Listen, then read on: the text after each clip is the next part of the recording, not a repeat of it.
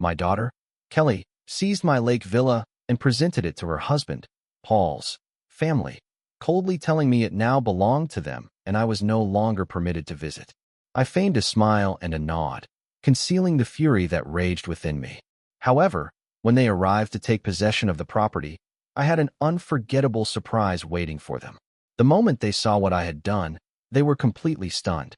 This betrayal would ultimately lead to a form of revenge, as justice would arrive from an unforeseen direction, altering the course of everything forever.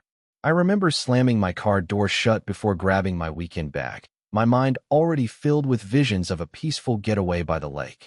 After another long week of managing my properties in San Diego, I desperately needed a tranquil 3-day break at my villa. The 2-hour drive from the city felt completely worth it just to gaze upon the clear waters of Lake Tahoe once more. But then I noticed something was out of place. There were 2 people on my private terrace, both wearing white bathrobes and holding steaming coffee mugs. My daughter, Kelly, was resting against the railing, the afternoon sun shining on her dark hair. Her husband, Paul, stood behind her, and I could see him shift uneasily the moment he noticed me. My bag slid from my suddenly numb fingers as I found myself muttering, "What the hell?" Kelly stood up straight, her expression hardening in a way I'd never seen before. Even in her most difficult teenage years, she had never looked at me with such cold disregard. She told me in a voice as sharp as broken glass that I couldn't stay there, explaining that she and Paul were planning a romantic weekend. I stood there, blinking, certain that I must have misunderstood. The villa was mine. The deed was in my name, purchased with the profits from building half of San Diego's commercial district. My late wife, Elizabeth, and I had personally chosen every single tile, fixture, and piece of furniture. I tried to reason with her, pointing out that this was my villa, but my voice trailed off as the ridiculousness of having to say something so obvious overwhelmed me. With a sharp clink, she put her mug down and insisted that she didn't care. They had arrived first, she said, and they weren't leaving. Paul mumbled something I couldn't make out, but Kelly simply dismissed him with a wave of her hand. Her bathrobe came undone a bit, and she angrily tightened it with a sudden movement. I took a hesitant step toward the front door, telling her I had driven 2 hours and only wanted to spend the weekend there. She shouted at me to get out and not bother them, claiming I was just in the way. Those words struck me like a physical punch. In the way? I thought. This was my property, my sanctuary, the place where Elizabeth and I had intended to grow old together, the only place I felt close to her memory. With my bag on the ground at my feet, I stood there, staring at my daughter, my only child, as she glared at me from the terrace of my own house. Paul's face was flushed red above his bathrobe collar as he looked everywhere but at me. My daughter, at 28 years old, was commanding me to leave my own property as if I were a complete stranger. This was the same girl who had once climbed onto my lap for bedtime stories, who had called me daddy until she was 16, and who had cried in my arms at her mother's funeral. I could almost hear Elizabeth's gentle voice in my mind, telling me to be patient with her, that she was still grieving and needed time. For 3 years, I had shown her patience and understanding, going to great lengths to accommodate her moods and demands. This was the result of all my efforts. The word fine felt like ash in my mouth as I said I would go. My knees groaned as I bent down to pick up my bag. I was 62 years old, and my own daughter was treating me with utter contempt. I heard Kelly's voice from the terrace, calling out that it was good, and that next time I should call first. The thought of needing to call ahead to use my own property made me feel sick. I walked back to my car on shaky legs, each step feeling like a retreat from a battle I hadn't even realized I was fighting. As I walked, I could hear Kelly's voice, now much softer, talking to Paul about their dinner plans. My car's engine started with a quiet purr. German engineering, always dependable, a stark contrast to my family, it seemed. I backed out of the driveway, my knuckles white from gripping the steering wheel so tightly. In the rearview mirror, I caught a final glimpse of Kelly and Paul getting comfortable in their chairs on the terrace, having already dismissed my existence. My daughter lifted her coffee mug in a gesture that might have been a toast, or perhaps a final farewell. The long, empty road back to San Diego stretched out before me. I was driving home in defeat, feeling completely beaten, just as Elizabeth had always feared I would be. I was always too quick to surrender, and this time was no different. That Monday evening, I sat in my study, trying to comfort myself with a cup of lukewarm coffee and the remains of a dinner I had eaten alone. 3 days had passed since that humiliating Friday at the villa. All day Saturday, I had jumped at every phone call, hoping Kelly would offer some kind of explanation. By Sunday, I had the uncomfortable realization that perhaps I was always too quick to give up. My thoughts were interrupted by the shrill ring of the phone. When I answered, I heard Kelly's voice, but it had none of the warmth I had longed for. It was cold and completely businesslike. She told me to listen carefully, explaining that she and Paul had made a decision. The villa now belonged to his parents. My coffee mug froze in midair on its way to my lips. I asked her what she was talking about, completely confused. She said that Carl and Margaret Thompson were the owners now, and that I was forbidden from ever going there again. Her words felt like heavy stones sinking into the quiet water. The leather of my chair creaked as I leaned forward, asking her if she had lost her mind. I couldn't believe she thought she could just take my property. She responded sharply, her voice like the edge of a blade, telling me that she could and that she was. She explained that I barely used the villa anyway, and they were in desperate need of proper housing. My mind raced through 30 years of 12-hour days building my construction business. I remembered every battle for a permit, every difficult client, and every sacrifice Elizabeth and I had made to get our dream home by the lake. My own words exploded from me with surprising force. It's my villa. I spent 3 decades of my life working to buy that place. Kelly's laughter was devoid of any humor. She told me I was being ridiculously selfish after everything they had done for me since her mother's passing. Something inside me simply broke. I asked her what she meant by everything you've done for me. My voice was just as loud as hers. I reminded her that I had paid for her wedding, her car, her college loans, and the deposit on her expensive apartment. She cut me off, saying that's just what fathers do. She then told me that I was old and alone now, and what could I possibly need with such a big villa? The phrase old and alone hit me like a physical blow, but instead of falling apart, I felt something inside me harden. I could hear Elizabeth's gentle voice in my memory, reminding me of the importance of patience, but Elizabeth had never heard our daughter speak with such cold cruelty. I pointed out that Paul's parents were complete strangers to me. Kelly simply said that they were family now, and unlike me, they would actually appreciate what they were getting. I gripped the phone until my knuckles were white and simply said, "No." A long silence followed, and I could almost hear her surprise on the other end. She asked me what I had just said. I repeated myself, saying, "No, Kelly. The answer is no." She told me that I couldn't say no to her, and that the villa was wasted on me anyway. At that moment, her composure finally broke, revealing an ugly side of her personality. She said that Paul's parents had been struggling financially and that I was just hoarding a property I barely visited. The irony was devastating. I had been visiting the villa more often since Elizabeth's death, finding comfort in the place where we had been happiest. Kelly knew this, and she knew it perfectly well. I told her, my voice surprisingly steady, that they could find their own housing solutions. I went on to say that I couldn't believe how selfish she had become. Her voice began to rise, sounding almost hysterical as she claimed that her mother would be ashamed of me. That statement crossed every single line. I knew for a fact that Elizabeth would have never supported this kind of theft, this cruel manipulation of a grieving husband's love for his only child. "Your mother would be horrified by what you've become," I said quietly. I could hear Kelly gasp. "How dare you?" she asked. And then I hung up. It was the first time in 3 years that I had hung up on my daughter. I sat there with the phone silently resting on my lap, my heart pounding against my ribs. Outside, the sounds of San Diego's evening traffic were familiar, but inside my study, everything had changed. The phone immediately rang again, and Kelly's name flashed on the screen. I turned the phone off. I didn't get any sleep that night. I sat in my leather chair until after midnight, going over every word of Kelly's completely outrageous request. The quiet of my study no longer felt peaceful. It felt charged with possibility. By the next morning, something had fundamentally shifted inside me. Tuesday brought a new sense of clarity with the rising sun. I made a cup of coffee, got my laptop, and began researching property law with the same methodical precision I had used to build my construction empire. I looked up California statutes, transfer requirements, and documentation needs, information I had learned decades ago but never imagined I would need against my own daughter. My phone buzzed all day with text messages. Of course, they were all from Kelly. One message said we needed to talk about yesterday. Another said I shouldn't be stubborn about this.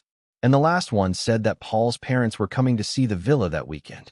I deleted every single message without replying. On Wednesday morning, I drove downtown to my attorney's office. Marcus had been handling my business transactions for 15 years. He was a brilliant man with a sharp mind and a calm, polite demeanor. His corner office had floor-to-ceiling windows that looked out over the harbor, with sailboats gracefully moving across the bay. "Fred," he said as he stood up from his mahogany desk and extended a firm handshake. "It's good to see you. How can I help?" I sat down in the client chair that I was so familiar with, the leather creaking in the same exact spot it always had. I told him I needed to discuss property protection strategies. Marcus raised an eyebrow but remained professionally neutral, asking if it was a commercial or residential property. I told him it was residential, the Lake Tahoe villa. I chose my words carefully as I explained that someone was trying to claim ownership rights that they didn't have. He asked if it was a family member, and the question hit me like a diagnosis I wasn't ready to hear. "Yes," I said. Marcus nodded slowly, his expression growing more serious. He said that would complicate things because family property disputes could get very messy very quickly. I asked him what my options were, and he immediately pulled out a legal pad, his pen already moving. He explained that first, we would make sure my ownership documentation was completely secure. Secondly, we could establish additional protective measures, such as trusts, LLC structures, or whatever made sense for my situation. I asked him how quickly we could do it. He said it would depend on the complexity, but a basic documentation review would only take a few days, while more sophisticated protection could take 2 to 3 weeks. My mind went back to Kelly's text message about Paul's parents coming that weekend. I might not have that long. Marcus put his pen down and looked at my face with the same intensity that made him so good at reading both clients and juries. "Fred," he asked, "is someone trying to force you off your own property?" The question hung in the air between us like an accusation. When I nodded, his professional demeanor became something more personal. "Then we'll start immediately," he said. "I'll need copies of all deeds, transfer documents, and anything else related to the property's ownership history." I told him I could have everything to him by the next morning. "Good," he said, making another note. "And Fred, be sure to document everything. Every conversation, every threat, and every attempt at coercion. In situations like this, having contemporary records is crucial." I thought about the words threats and coercion and how they were the legal terms for what my daughter had tried to do to me. As the elevator descended to the parking garage, each floor felt like it was taking me farther away from the life I had known just days ago. When the doors opened, I saw my reflection in the polished steel. I looked older than my 62 years, but my eyes had a new, determined look in them. My phone rang just as I reached my car. It was Kelly again, and this time I answered. I could hear the sharp edge in her voice, a tone of someone who was used to getting her own way. She said we needed to end this childish nonsense. I calmly told her that the only nonsense was her belief that she could steal my property. "Steal?" she asked. "How dare you use that word with me?" I replied by asking what she would call it when someone takes another person's home without permission. Her pause lasted longer than usual.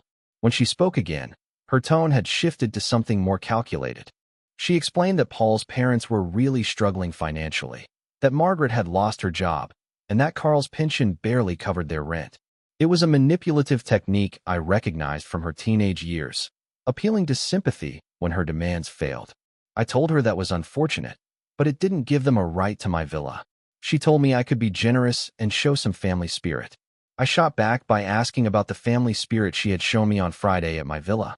There was another pause before she tried to explain that they were simply surprised to see me at my own property and that I should have called first. The circular logic was dizzying. I firmly told her that I was not giving my villa to anyone and that my decision was final. Her voice snapped like a whip as she said fine, but told me that Paul's parents were still coming to look at it that Saturday because they had already made travel arrangements. Then the line went dead. I stood next to my car with the phone still pressed against my ear, listening to the dial tone. Above me, San Diego's afternoon sky stretched endlessly, the same blue sky that had watched me build everything I owned through decades of honest work. That Saturday was just 4 days away. I sat frozen in my leather chair with the phone still pressed against my ear as the dial tone continued its mechanical hum. I could hear Kelly's words echoing in the silence. Paul's parents are still coming to look at it this Saturday. They were going to look at it as if my villa were already their own. Slowly, I lowered the phone and placed it on the side table next to my long-forgotten coffee mug. The liquid had turned cold hours ago, and a thin film had formed on its dark surface. Outside, the sounds of San Diego's evening traffic provided a familiar soundtrack. But inside my study, everything felt different. I found myself wondering how long this had been going on. When had I stopped being Kelly's father and become her personal ATM? Memories came flooding back with painful clarity. Her wedding, 2 years ago, when she had called to say she needed help with expenses.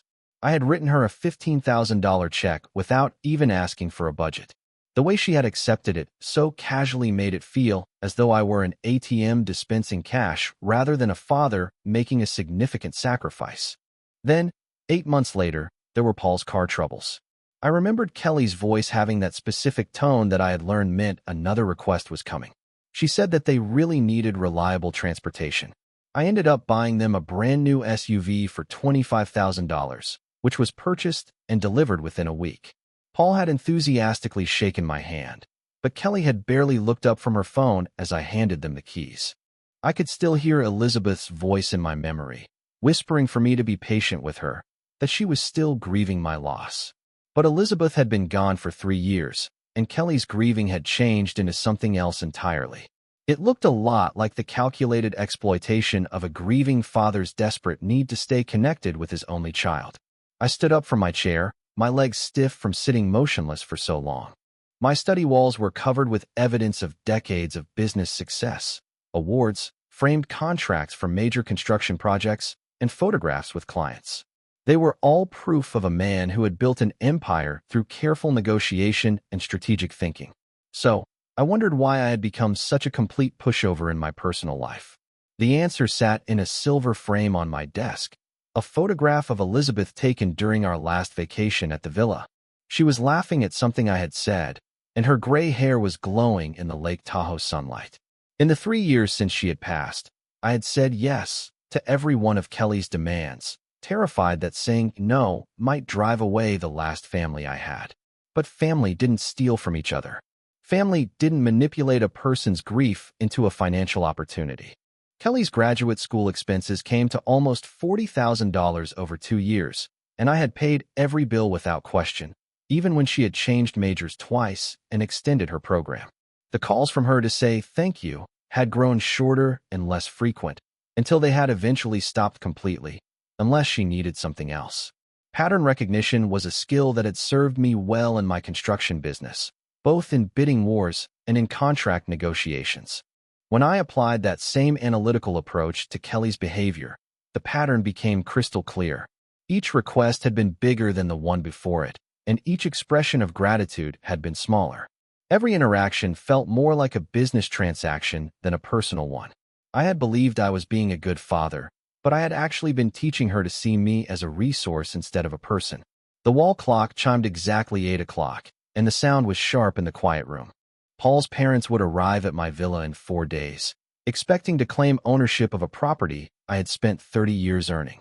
I was certain they had already brought a measuring tape and furniture catalogs, planning to rearrange the work of my entire life to suit their comfort. Elizabeth's advice about being patient was sound when Kelly was genuinely grieving. But grief didn't last 3 years. A grieving person didn't plot to steal property from the person who had provided them with endless financial support. A grieving person didn't hang up on a father after demanding that he surrender his home to strangers. This was no longer grief, it was greed. I picked up the photograph of Elizabeth and studied her familiar smile. She had loved Kelly very much, but she had also been the disciplinarian in our household. Elizabeth would have never tolerated this level of disrespect, this casual dismissal of my rights and feelings. I quietly asked her image what she would want me to do. The answer came to me immediately in my own voice, not hers. Stop being a victim. That night, sleep was impossible. I went through my normal bedtime routine, taking a shower, brushing my teeth, and reading the sports section of the Sunday paper. But when my head hit the pillow at 11 o'clock, my mind wouldn't be still. Instead of counting sheep, I found myself counting the days. Monday, April 28th. Tuesday, the 29th. Wednesday, Thursday, Friday, Saturday, and Sunday, May 4th. By midnight, I had given up on any hope of getting some rest. Lying flat on my back with my hands clasped behind my head, I stared at the ceiling and let my mind process the problem in the same way I used to work on construction contracts. I broke down all the components, identified the critical path, and calculated the resources and timeline. I realized that Kelly had made a major tactical error. She had given me an exact deadline. In my 30 years of project management, I had learned that the client who reveals their timeline first usually loses the negotiation. The fact that the deadline was Sunday, May 4th, meant that she was working backward from some fixed constraint, probably Paul's parents' moving schedule or the expiration of their lease. The digital clock glowed 12:47 a.m. when the framework for a solution began to form in my mind. This was no longer about emotion. It was about strategy, and strategy was something I truly understood. Every difficult client, every impossible deadline, and every contractor who had ever tried to squeeze me for more money had all taught me valuable lessons about human nature and leverage points. Rule number 1. Never negotiate from a position of desperation. Kelly had assumed that I was desperate to save our relationship, which had been true for the past 3 years. But desperate men don't hang up on their daughters. Desperate men don't hire attorneys. Rule number 2. An information advantage will always win a deal. Kelly thought she knew everything about me, assuming I was a grieving widower who couldn't say no to his daughter's demands. She had no knowledge of my meeting with Marcus or the legal review that was already in progress. Timing, as I knew from business, was everything. For her, 6 days was a tight deadline that left little room for error.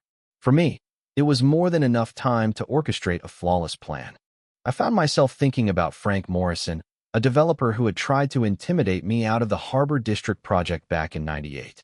He had used similar tactics, threatening legal action and spreading false rumors about my company's reliability, and it sounded very familiar. I had allowed him to believe his strategies were working while I quietly secured contracts with 3 of his biggest subcontractors. When his project timeline collapsed, I had been ready with solutions at premium rates. The parallel was almost perfect.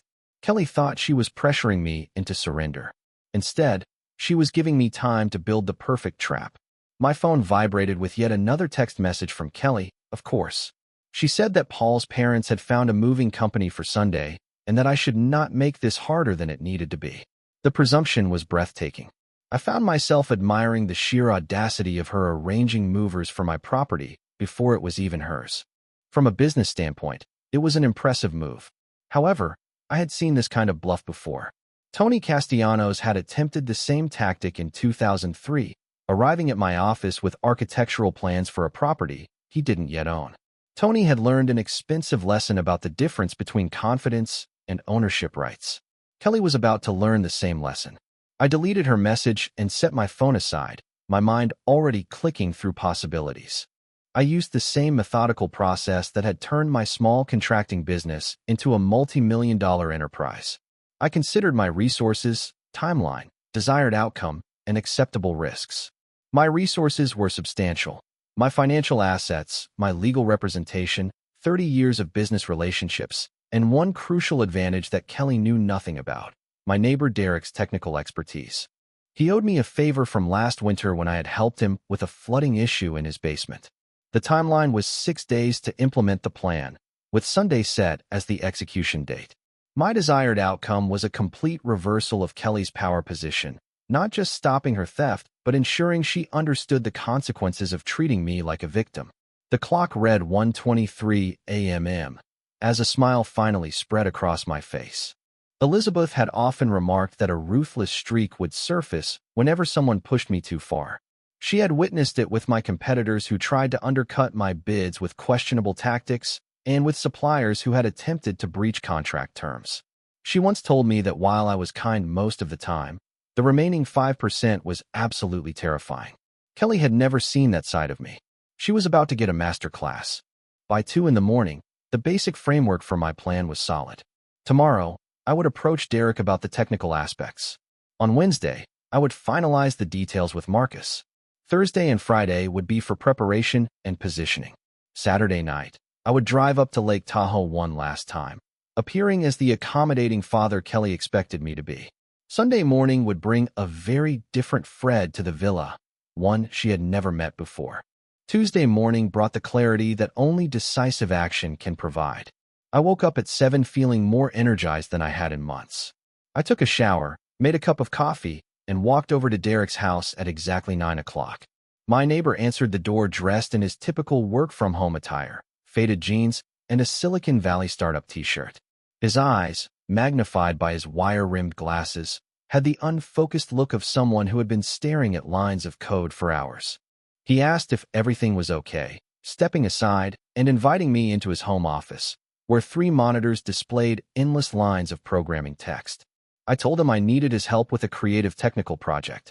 His eyebrows lifted with immediate interest as he asked what kind of project I had in mind, telling me that I had his full attention. I explained that it was a surprise for some unexpected guests, something involving motion sensors, voice assistants, and maybe some lighting effects. He swiveled his chair to face me completely, his eyes sparkling with interest. He said it sounded like a mix between a haunted house and a smart home with a few theatrical elements. I told him he was exactly right, and that it was the kind of thing that would truly make an impression. With an infectious grin, he told me that it sounded like something from a horror movie and asked when we could start.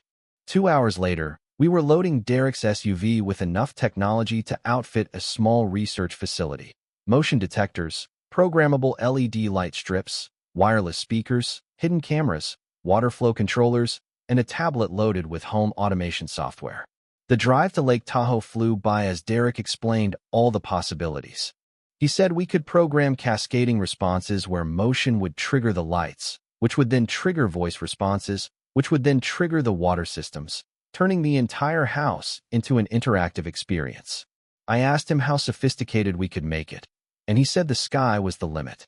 He was practically bouncing in his seat as he suggested motion sensors in every room, a voice assistant programmed with custom messages, and lighting that responded to movement patterns. He even said that we could add facial recognition if I wanted to target specific guests. I told him that was interesting, but that we should start with the basics to see how much time we had. We arrived at the villa just after noon. Derek whistled in appreciation as we pulled into the driveway, telling me what a beautiful place I had and that my mysterious guests were going to get quite a welcome. The installation process was a masterclass in Derek's expertise. Within minutes, he had mapped out the sensor placement throughout the villa, identified the optimal camera angles, and begun programming the tablet that would control everything. He mounted a device no larger than a smoke alarm in the entryway and explained that the moment someone walked in, it would trigger the living room lights to begin a strobing pattern while the voice assistant would announce that they were not the owners of the house and that they should leave immediately. I asked him what would happen if they didn't leave, and his eyes gleamed as he explained that Phase 2 would begin. A motion in the living room would trigger every faucet and shower in the house to turn on at full blast, and the voice messages would become even more emphatic. We worked steadily throughout the afternoon. Derek ran cables behind baseboards, programmed response sequences, and tested each component with the precision of a person who genuinely loved technical challenges. I helped where I could, amazed by the sophistication of what we were creating. The beauty of this system, Derek explained as he adjusted a hidden camera behind a bookshelf, was that it was completely legal. Motion-activated lighting, voice assistants, and automated water systems were all standard smart home features, just creatively programmed. By 3 o'clock, every room contained at least 2 motion sensors connected to lighting effects that would strobe and flash in patterns Derek described as deeply unsettling.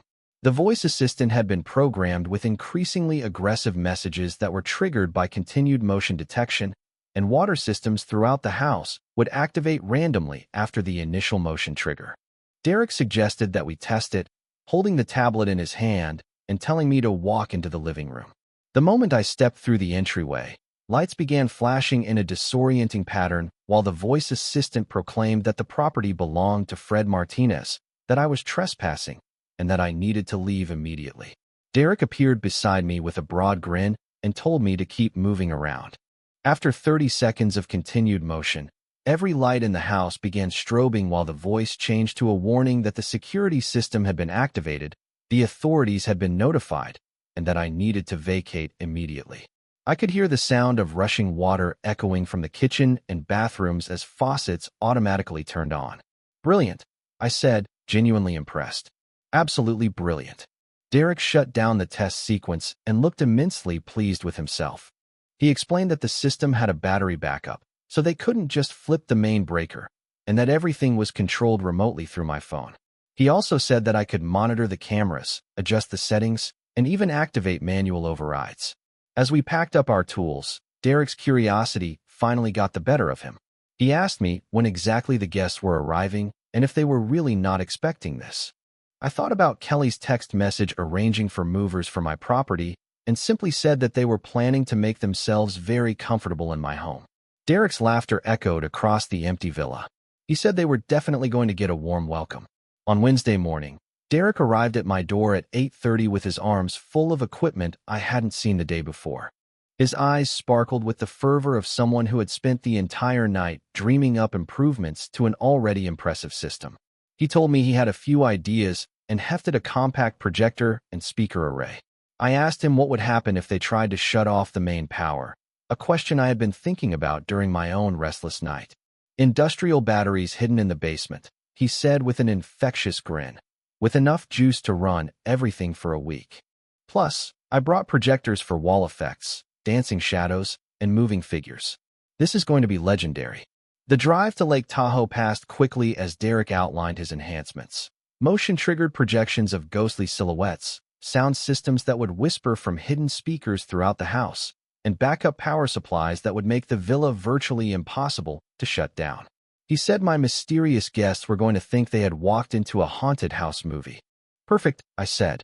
We worked with focused intensity throughout the morning. Derek installed projectors in the main rooms, programming them to cast moving shadows across the walls and ceilings. The effect, even in daylight, was genuinely unsettling. Dark figures seemed to pace behind the furniture, and shapes flickered just beyond my peripheral vision.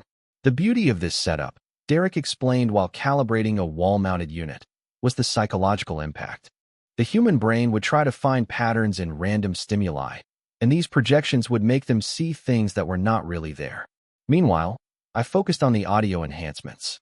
Derek had brought professional-grade speakers, barely larger than smoke detectors, and positioned them throughout every room. The sound library he had assembled was impressively disturbing. Footsteps in empty hallways, whispered voices, creaking floorboards, and the sound of wind that seemed to blow through closed windows. Derek explained that the system would layer these sounds randomly. Sometimes, it would be just one effect, but other times, multiple sounds would overlap, which would keep them guessing about what was real. By noon, we had transformed the peaceful villa into a scene from a psychological thriller. The backup battery system, cleverly hidden beneath the main electrical panel, would ensure uninterrupted operation regardless of any attempts to disable the power supply. As we paused for lunch, I suggested that we add a warning sign to set the right tone when they arrived. Derek's eyes lit up, and he said it was a brilliant idea. He suggested something like, "Welcome to the house of the future. Enter at your own risk," which would make it sound like some kind of tech demonstration. We spent an hour crafting the perfect, professional-looking sign and mounted it prominently on the front door. To any casual observer, it would suggest an elaborate smart home showcase. To our unwelcome visitors, it would provide fair warning of what was waiting for them inside. The afternoon was devoted to comprehensive testing and final calibration. Derek walked through each room while I monitored the control tablet, watching as motion sensors triggered cascading responses across every system simultaneously. He called out whenever motion was detected in the entryway, and the lights, projection system, and audio sequence would all activate. The villa erupted into controlled chaos. Strobe lights pulsed in disorienting patterns while ghostly shadows danced across the walls. The voice assistant announced its stern warning about trespassing, while eerie whispers seemed to emanate from empty corners. At the same time, water began flowing from faucets and showers throughout the house. I asked him how long the sequence would run, and he told me that it would continue for as long as motion was detected, with 30-second intervals if they tried to hide or stay still. Derek beamed with professional pride. The system would assume that anyone who remained inside was either authorized or stubborn, and it would adjust accordingly. We conducted final tests in every room, ensuring seamless integration between all the components. The projectors synchronized perfectly with the sound effects. Motion sensors covered every possible path through the house, and the backup power systems remained invisible yet accessible for maintenance. As evening approached, Derek made final adjustments to the smartphone interface that would allow me to monitor everything remotely, including live camera feeds, system status updates, and manual override controls. This is honestly the most sophisticated home automation project I've ever worked on, Derek said, packing his tools with obvious reluctance to leave his masterpiece. He told me my guests were going to get the surprise of their lives. Standing in the doorway, I surveyed our handiwork one last time. The villa looked exactly as it always had, peaceful, welcoming, and serene. But underneath that familiar surface lay a technological web that would respond to unwelcome visitors with relentless, inescapable intensity. "Thank you, Derek," I said. "This is absolutely perfect." His laughter echoed across the empty villa as we locked up and headed to our cars. I told him I almost felt sorry for whoever showed up there on Sunday. "Almost," he said. Sunday, May 4th, was the day Kelly had chosen for her final victory. I positioned myself in my study at 2 o'clock sharp, with 3 monitors glowing with camera feeds from the villa. The peaceful afternoon at Lake Tahoe looked deceptively serene through the high-definition lenses Derek had installed throughout my property. Birds moved between the pine trees, and sunlight sparkled on the lake. There was no hint of the technological web waiting beneath the villa's innocent facade. My phone lay beside the keyboard, its screen showing the home automation app that controlled every system Derek and I had so carefully integrated. The motion sensors were armed, the audio systems were ready, the lighting arrays were programmed, the water controls were activated, and the projection systems were loaded with their unsettling choreography. Everything had tested perfectly during our Wednesday completion run. Now came the real performance. At 2:28 p.m., a dark blue minivan appeared on the approach road camera, exactly as Kelly had promised. My daughter's punctuality had always been one of her most reliable traits. While it was useful in school, it was devastating in manipulation and perfect for my revenge planning. "Right on schedule," I murmured, adjusting the monitor angle for optimal viewing. The vehicle pulled into my driveway with a casual confidence, as if the occupants already owned every stone in the path. Kelly emerged from the passenger side first, her dark hair catching the afternoon light as she stretched and surveyed what she clearly believed was now her family's property. Paul climbed out from behind the wheel, already moving to help his parents with their luggage. Carl and Margaret Thompson looked exactly as I had imagined, retirement-aged, slightly weathered, but moving with the eager anticipation of people who had just received an unexpected gift. Margaret clutched a large purse and what appeared to be house slippers, ready to make herself comfortable in someone else's home. They gathered at the back of the minivan, unloading suitcases and boxes with the efficiency of a permanent relocation. It was not a weekend visit or a temporary arrangement. It was a complete takeover of my villa, executed with the casual confidence of people who believed their victim was too weak to resist. Kelly pointed toward the front entrance, speaking animatedly to her in-laws. Even through the camera, her body language radiated triumph and authority. Paul nodded along, occasionally glancing up at the villa's windows as if mentally cataloging which rooms his parents might prefer. They approached my front door as a unified group, for people who were absolutely certain of their right to claim my property. Margaret walked slightly ahead of the others, her posture suggesting that she was ready to take charge of the household arrangements immediately. Then they reached the warning sign. Derek's professionally mounted placard stood prominently beside the entrance. "Welcome to the house of the future. Enter at your own risk." The lettering was clear, the message was unmistakable, and the warning was legally sufficient. Margaret stopped first, her face darkening as she read the sign. Her voice was carried clearly through the audio pickup Derek had positioned near the entrance, and she angrily demanded what the ridiculous sign was and who had put it there. Paul's father, Carl, joined her, squinting at the sign with obvious irritation, and said it was probably just a kid's prank and to ignore it. Kelly's laughter was sharp and dismissive. She said it was just her dad being weird, that he probably thought it was funny, and that they should not worry about it at all. Paul shrugged and said his father had always been a little eccentric. "Right," he said. "Let's just get inside." But Margaret was not finished. Her face was flushed with indignation as she grabbed the sign's mounting bracket and yanked it free from the wall with surprising strength. The professional installation Derek had spent an hour perfecting came apart in seconds, and the placard clattered to the ground. Margaret declared that she would not have a silly warning ruin their first day in their new home. She then kicked the fallen sign to the side. Kelly applauded her, saying she was absolutely right and that this was their house now. Through my monitors, I watched them step over the destroyed warning sign and approach my front door.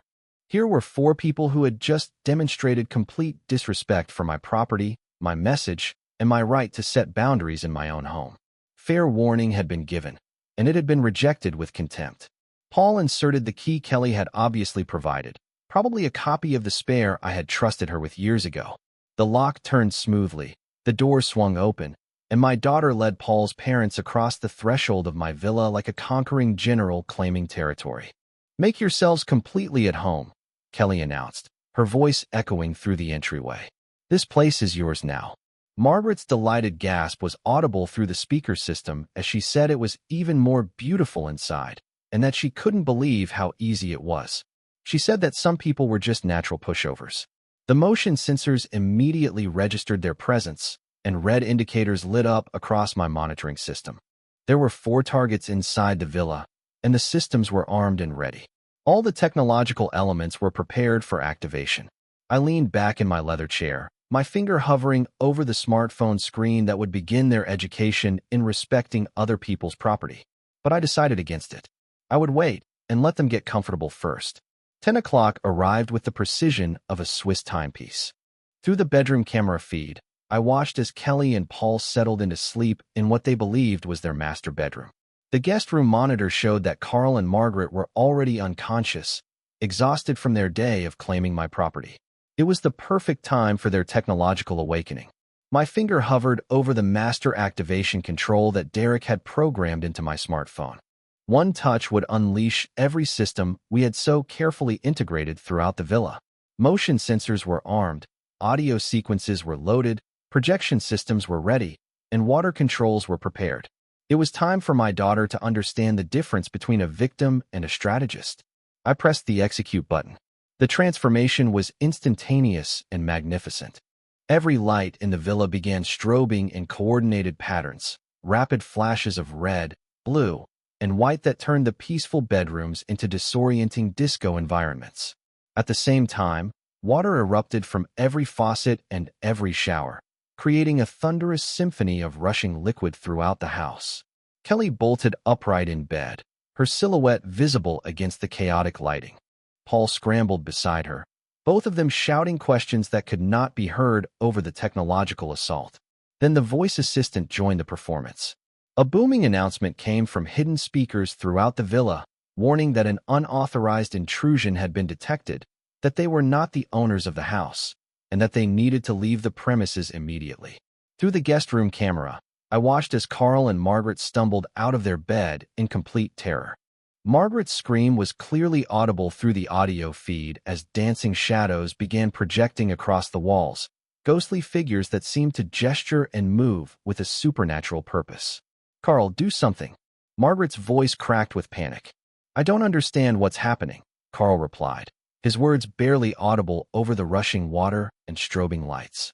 The beauty of Derek's programming became apparent as the systems cascaded in perfect coordination. Motion sensors detected their frantic movement between rooms, triggering additional audio warnings and intensifying the visual effects. I noticed that the more they ran, the more the house seemed to get aggressive. Kelly appeared in the hallway camera feed, her hair disheveled and her confident demeanor completely shattered. "This is impossible," she said. "Houses don't do this." Paul stumbled behind her, trying to reach what he thought was the main electrical panel. "Where's the breaker box?" he yelled. "We need to shut this off." But Derek's backup systems were performing flawlessly, even if they found the electrical panel. The battery systems would maintain operation for days. The villa had become technologically autonomous, responsive only to my remote commands. The voice assistant announced another warning that security protocols had been activated and that unauthorized occupants would be removed. Margaret appeared in the living room camera, her Her face twisted with terror as projector-generated shadows danced around her. She said that the place was haunted and that they had to leave immediately. As Paul made his way to the front entrance, the door-locking sequence was activated. Derek had programmed a 30-second delay, which was not long enough to trap them, but it was just enough to create a sense of panic. Paul yanked at the handle frantically. "The doors won't open," he said. "What kind of system is this?" Through my monitors, I watched as 4 people who had confidently invaded my property were now reduced to terrified, confused victims of technology they couldn't understand or control. Kelly, who had dismissed me as weak and accommodating, stumbled through strobing lights while invisible speakers whispered around her. Paul, who had planned to solve his parents' problems with my villa, couldn't even solve the mystery of a smart lock. The projection systems reached their programmed peak, filling every wall with moving figures that seemed to watch and follow their panicked movements. Combined with the surround sound effects, footsteps, creaking, and wind that seemed to blow through closed windows, the villa had become a technological haunted house. Carl collapsed into a chair, his face pale in the flashing lights. "We need to get out of here right now," he said. "I'm trying," Paul shouted back, still struggling with the door controls. Exactly 6 hours after I had activated the system, the automated sequence reached its crescendo. Lights, water, sound, projections, and voice warnings created a sensory overload designed to overwhelm any rational thought process. Kelly stood in the center of the living room, turning in circles as shadows danced around her and water rushed from unseen sources. The confident woman who had ordered me off my own property now looked like a lost child in a technological nightmare. Dawn light began filtering through the windows as the door locks finally disengaged. Palmer yanked the entrance open, and all 4 of them stumbled toward the exit in complete psychological defeat. My phone began ringing as they reached their minivan. Kelly's name appeared on the display. The phone rang at exactly 7:30, cutting through the peaceful morning silence of my study. Kelly's name glowed on the display, and I allowed myself a small smile before answering with carefully measured concern. "Kelly, good morning, sweetheart. How was your night at the villa?" Her response shattered the morning calm like breaking glass. "What did you do, you sick, twisted old man?" Her voice crackled with hysteria and exhaustion. "Margaret and Carl are traumatized. They're barely coherent." I adjusted my tone to express gentle confusion. "Kelly, what are you talking about? What happened up there? Don't you dare play innocent with me." Each word trembled with rage. The house went completely insane. Lights flashing everywhere, water pouring from every faucet, voices screaming at us to leave. Fascinating. Derek's coordination had worked even better than anticipated. "That sounds absolutely terrifying," I replied, allowing genuine concern to creep into my voice. "Did you call someone for help?" "We called the police," Kelly's voice cracked. "They came out at 6 this morning, searched everything, found nothing wrong. They said it was probably just some kind of technical malfunction." Perfect. The beauty of smart home technology. Completely legal. Utterly deniable. "Well, that's a relief," I said reasonably. "At least you know there wasn't any real danger." Real danger. Kelly's scream was so loud I had to hold the phone away from my ear. We didn't sleep for 8 hours. Carl collapsed twice. Margaret won't stop crying. I made sympathetic clicking sounds. "I'm so sorry you had such a frightening experience. These modern electronic systems can be very unpredictable. Stop mocking us." The desperation in her voice was almost musical. "This wasn't some random malfunction, and we both know it. Kelly, I'm genuinely concerned about you. You sound extremely stressed." I paused, then added with perfectly calibrated innocence. "Maybe the house just doesn't like strangers staying there." The silence stretched for 10 seconds. When Kelly spoke again, her voice had dropped to a dangerous whisper. "I know this was you. Somehow, some way, you orchestrated this whole nightmare." "Me?" I laughed gently. "Kelly, I was here in San Diego all night. How could I possibly control systems at the villa from 200 miles away? You're some kind of tech genius now. Is that it?" Actually, Derek was the tech genius, but I saw no reason to enlighten her about my collaborative advantages. "Sweetheart, I can barely operate my television remote. You know that." Kelly's breathing grew ragged as she grappled with the impossibilities of proving her suspicions. "The police said everything appeared to be functioning normally when they arrived." "There you go. Must have been a power surge or something. A power surge that lasted 8 hours that created voices and moving shadows. I allowed a note of gentle concern to enter my voice. Kelly, are you sure you didn't imagine some of these things? Stress can cause hallucinations, you know. Hallucinations? The word exploded from her throat. For people had the same hallucinations simultaneously? Group hysteria is a documented psychological phenomenon. Kelly's strangled sob was clearly audible through the connection. For 3 years, I'd been the one making desperate phone calls, begging for understanding, receiving dismissive responses. The symmetry was deeply satisfying. "We're never coming back," she declared, trying to inject strength into her shaking voice. "Never. The villa is yours. We don't want anything to do with that cursed place." "That's probably wise," I agreed mildly. "Sometimes houses develop personalities, especially when they feel their boundaries have been violated. You can't get away with this. Somehow, we'll prove it was you." "Prove what exactly? That you had a bad night involving what the police determined was a technical malfunction?" Kelly's silence stretched long enough that I wondered if the call had dropped. When she finally spoke, her voice carried the hollow quality of complete defeat. "I underestimated you. You underestimated a lot of things, Kelly. This isn't over."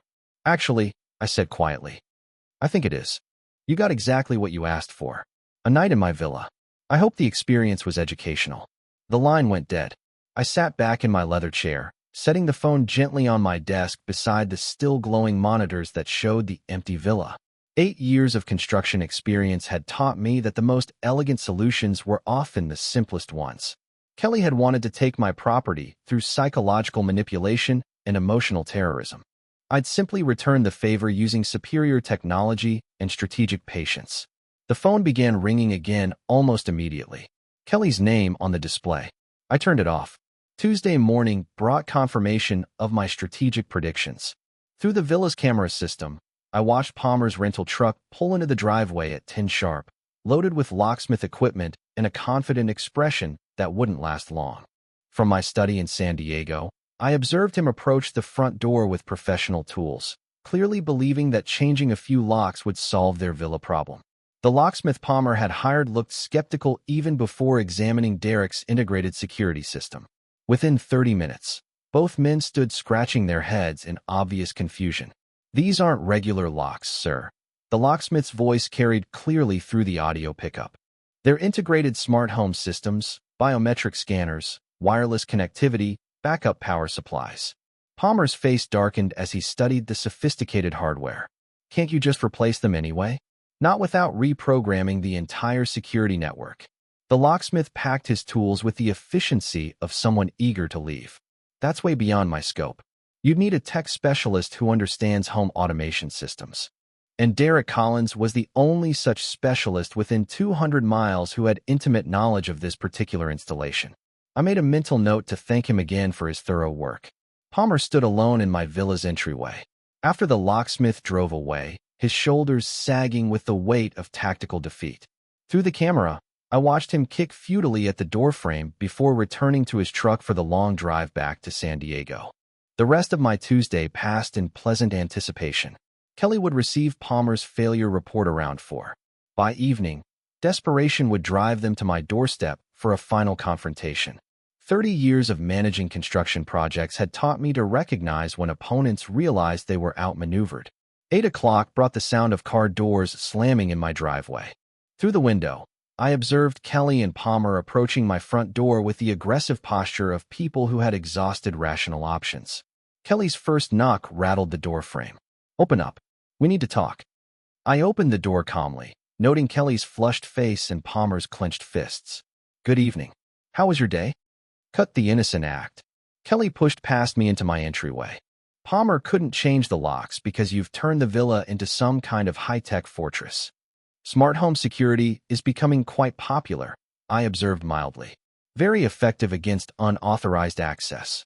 Palmer stepped closer, trying to use his height for intimidation. "Either you stop this ridiculous game and give us the villa, or forget you have a daughter." "Is that supposed to be a threat or a promise?" Kelly's eyes blazed with fury. "We'll find a way to prove your guilt in court. We'll sue you for harassment, for emotional distress, for everything." "Based on what evidence?"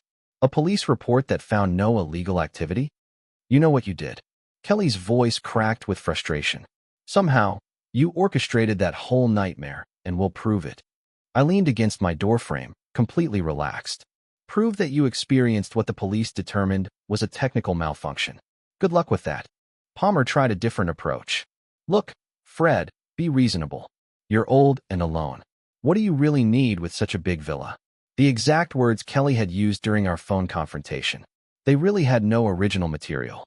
Interesting perspective from people who tried to steal my property without permission. Kelly's control finally snapped completely. Fine. You want to play hardball? You'll never see any grandchildren. When I have kids, they'll never know their grandfather existed. You'll die alone and forgotten, just like Mom. The cruelty of invoking Elizabeth's memory should have wounded me. 3 years ago, it would have sent me into tearful apologies and desperate bargaining. Now, it simply confirmed what I'd already concluded about my daughter's character. The same way you forgot to ask permission before giving away my villa. This isn't over. Kelly's voice rose to a shriek. We'll destroy you. We'll ruin your reputation, turn everyone against you. By the time we're finished, you'll wish you'd just given us the villa. Palmer nodded aggressively. She's right. We have friends, connections. We'll make your life miserable. I studied their faces with clinical detachment. Kelly, the daughter I'd raised and sacrificed for, now promising to destroy me for refusing to surrender my life's work. Palmer, the son-in-law I'd welcomed into the family, threatening social warfare because his parents couldn't steal my home. Are you quite finished? Kelly stepped closer, her face twisted with malice. We're just getting started. You have no idea what we're capable of. Actually, I had a very clear idea. Their capabilities extended to psychological manipulation, theft attempts, and vicious personal attacks, but they'd already deployed every weapon in their arsenal, and I remained standing. More importantly, they just provided all the justification I needed for the final solution I'd been contemplating since yesterday's phone call. Well, I said quietly, I suppose we'll see who's more capable. Something in my tone made Palmer step backward. Kelly hesitated, perhaps recognizing that her threats had achieved something she hadn't intended. We're leaving, she announced, trying to regain control of the situation. But this conversation isn't over. Actually, I replied, watching them retreat toward their car. I think it is. I closed the door and walked back to my study, where Elizabeth's photograph waited on my desk. Tomorrow, I would make some phone calls. Marcus Chin first, then a few other professional contacts. Kelly thought she understood warfare. She was about to learn the difference between tactics and strategy. Wednesday morning brought the moment I'd been orchestrating since Kelly's first phone call. At 10, I sat in Bradley Walsh's conference room, watching my daughter and her accomplices file through the door with the aggressive confidence of people who believe they held winning cards. Bradley, my notary for 15 years, had prepared everything according to my Tuesday night instructions. Legal documents lay spread across the polished table like evidence in a trial, which in many ways this was. Kelly took the chair directly across from me, her jaw set with determination. All right, Dad. We're here to resolve this villa situation once and for all. Palmer positioned himself beside her, arms crossed in what he probably thought was an intimidating pose. Carl and Margaret Thompson settled into chairs along the wall, their expressions mixing hope with lingering trauma from Sunday's technological experience. I appreciate everyone coming, I said calmly. Bradley has some important information to share. Kelly's eyes narrowed. Cut the formalities. We want the villa transferred to Palmer's parents immediately. No more games. No more delays. Actually, I replied, I'm afraid that's impossible. Palmer leaned forward aggressively. Nothing's impossible if you just sign the papers. We've been patient long enough. You misunderstand. I gestured to Bradley, who cleared his throat with professional precision. I no longer own the villa. The silence stretched for 10 seconds. Kelly's face began changing color. What exactly does that mean? Palmer demanded. Bradley opened the top folder on his desk. Mr. Martinez transferred ownership of the Lake Tahoe property to the Second Chance Foundation for Homeless Assistance. The transfer was completed Monday morning and is completely legal. Kelly's voice cracked like breaking glass. That's impossible. You had no right. I had every right to transfer property I owned, I said quietly. Everything is legally documented and irreversible. Palmer's confident posture collapsed. But we had an agreement. Kelly said the villa was ours. Bradley's professional tone never wavered. Mr. Martinez can only transfer property he actually owns. The foundation owns the villa now. Kelly shot to her feet, her chair scraping against the floor. You can't do this to us. We need that villa. You tried to steal it, I observed. This seemed like a more appropriate solution. Margaret Thompson's voice wavered with confusion. What does this mean for us? Where will we live?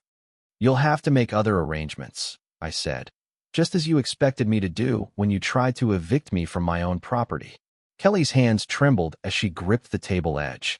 This is just spite, pure revenge. This is justice. I met her eyes steadily. And it's permanent. Palmer's face had gone ashen as the financial implications hit him. Our plans, our future, we counted on that villa to solve our problems. Perhaps you should have asked permission before making those plans. Bradley spread additional documents across the table. The charitable transfer includes a lifetime usage clause for Mr. Martinez as the donor. He retains full access to the property until his death. Then nothing changes for you. Kelly's voice climbed toward hysteria. You still get to use it. Everything changes, I corrected. You no longer have any claim to it ever. Carl Thompson spoke for the first time, his voice small and confused. So, we get nothing after everything. After attempting to steal my property through psychological manipulation and threats. That's correct. Kelly sank back into her chair, the fight draining from her face as the reality settled in. When did you do this? Monday morning, immediately after your technological experience. The timing hit her like a physical blow. Monday after the villa incident, but before their confrontation at my house. Every threat, every demand, every cruel word had been meaningless from the moment she'd spoken them. Palmer's voice was barely a whisper.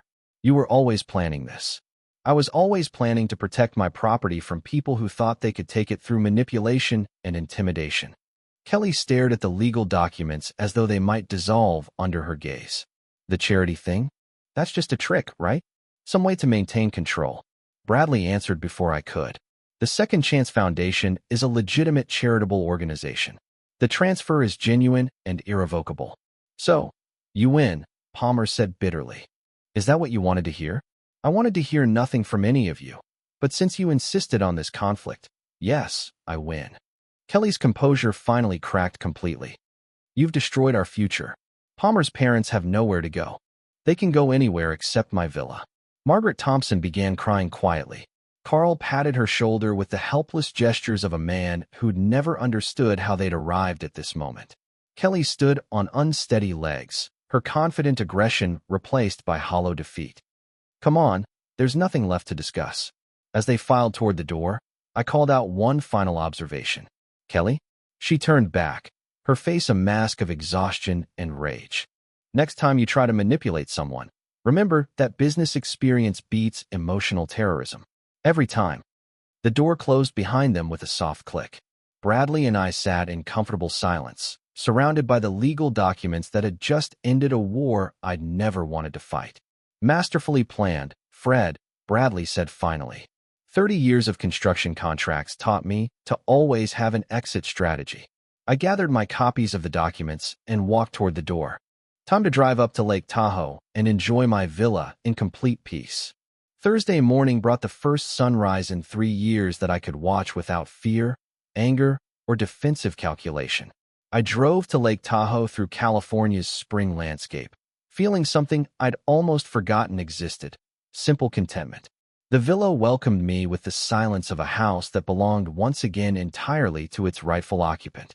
I used my key without checking over my shoulder, entered without listening for hostile voices, and walked through rooms that held memories of recent technological warfare but felt somehow cleansed. My first task was restoration.